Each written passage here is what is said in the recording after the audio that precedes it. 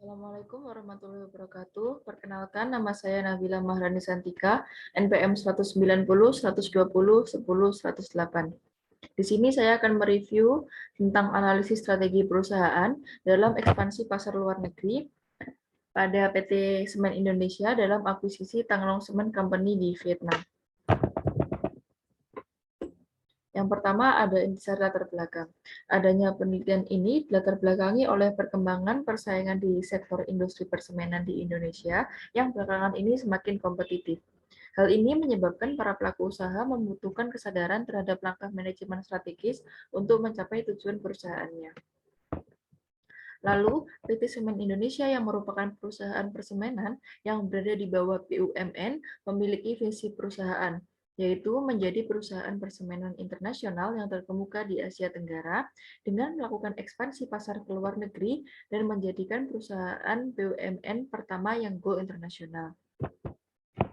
Lalu, pemilihan strategi akuisisi perusahaan menjadi salah satu daya tarik bagi penulis untuk lebih mendalami manajemen strategis yang diimplementasikan oleh PT Semen Indonesia dalam memasuki pasar luar negeri, serta melakukan analisis faktor eksternal dan internal untuk memperoleh formulasi strategi yang tepat bagi perusahaan. Selanjutnya ada intisari tinjauan pustaka. Menurut David, pada bukunya yang berjudul Strategic Management, menjelaskan manajemen strategi adalah seni dan ilmu yang digunakan untuk memformulasi, mengimplementasi, dan mengevaluasi keputusan lintas fungsi yang memungkinkan organisasi dapat mencapai tujuannya.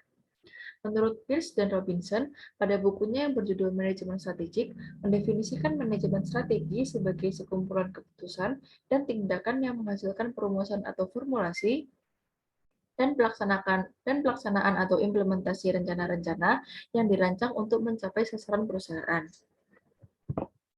Lalu elemen manajemen strategi ada 5, yaitu visi dan misi perusahaan, analisis internal, analisis eksternal, pilihan strategi atau strategi choices, dan strategi implementasi. Kata strategi ada 3. Yang pertama ada strategi korporasi, yang menentukan keseluruhan karakter dan misi perusahaan atau organisasi, produk atau segmen pasar yang akan dimasuki atau ditinggalkan, serta alokasi sumber daya dan manajemen sinergi di antara unit bisnisnya. Yang kedua, ada strategi unit bisnis yang menyangkut pengelolaan kepentingan dan operasi unit bisnis usaha tertentu. Dan yang terakhir, ada strategi fungsional, yang merupakan rencana strategi pada departemen tertentu atau aktivitas-aktivitas fungsi tertentu dalam kerangka organisasi dan tujuan korporasi atau unit bisnis.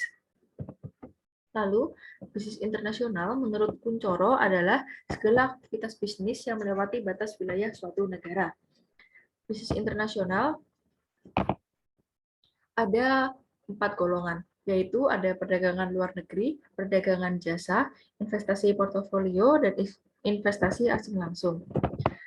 Metode ekspansi ke pasar luar negeri ada 7 cara, yaitu ada ekspor, pemberian lisensi, investasi portofolio, franchising, pembukaan cabang, investasi langsung, dan patungan. Selanjutnya ada metode penelitian. Metode penelitian yang digunakan dalam penelitian ini adalah metode deskriptif dengan menghasilkan data-data berupa kata-kata tertulis atau lisan dari orang-orang dan perilaku yang diamati dengan teknik pengumpulan data participant observation, wawancara, dan dokumentasi. Lalu metode analisis yang digunakan adalah analisis SWOT atau Strength, Weakness, Opportunities, dan Threat dengan matriks EVAS atau Matrix Internal Factor Analysis, EVAS atau Matrix Internal Factor Analysis, dan matriks SWOT. Lalu ada hasil penelitian. Yang pertama ada kekuatan, kelemahan, peluang, dan ancaman. Dalam kekuatan ada sumber daya manusia yang banyak dan berkompeten, memiliki kekuatan dari segi keuangan, dan image perusahaan yang kuat, perusahaan memiliki pengalaman di industri persemenan, dan pemimpin pasar pada industri nasional. Pada kelemahan, ada perusahaan belum memiliki pengalaman dalam akuisisi, kurangnya SDM berkompeten pada perusahaan yang diakuisisi, belum adanya teknologi SAP di Tanglong Cement Company, posisi perusahaan di pasar regional masih kurang, dan kendala bahasa yang berbeda. Lalu pada peluang ada pertumbuhan industri semen di Vietnam yang tinggi, konsumsi semen di Vietnam yang tinggi, lokasi tanglong semen yang strategis, krisis ekonomi di Vietnam, dan masyarakat ekonomi ASEAN 2015. Dan yang terakhir ada ancaman. Ancaman dari kompetitor yang sangat kompetitif, ancaman dari perusahaan pendatang baru, kondisi perusahaan TLCC yang memiliki hutang yang tinggi, perbedaan sistem hukum antara Indonesia dan Vietnam, serta market share perusahaan yang diakuisisi hanya 2%. Lalu selanjutnya ada strategi hasil matrix SWOT. Yang pertama, ada strategi Strength Opportunities atau strategi SO yang diciptakan untuk menggunakan kekuatan dari perusahaan untuk memanfaatkan peluang yang ada. Lalu ada strategi SD atau Strength Threats yang diciptakan untuk menggunakan kekuatan yang dimiliki perusahaan untuk mengatasi ancaman. Lalu ada strategi Weakness Opportunities atau strategi WO yang diciptakan untuk memanfaatkan peluang yang dimiliki perusahaan untuk meminimalkan kelemahan yang dimiliki perusahaan. Dan yang terakhir ada strategi Weakness Threat atau strategi WT yang diciptakan untuk meminimalkan kelemahan yang dimiliki perusahaan serta menghindari ancaman. Dan yang terakhir ada kesimpulan. Kesimpulannya, PT Semen Indonesia sebagai badan usaha milik negara yang pertama kali melakukan ekspansi pasar ke luar negeri dengan melakukan akuisisi dengan Tanglong Cement Company di Vietnam dengan memanfaatkan peluang yang ada, yaitu kondisi ekonomi yang krisis yang menyebabkan harga relatif murah, serta perusahaan yang sedang membutuhkan bantuan dana segar.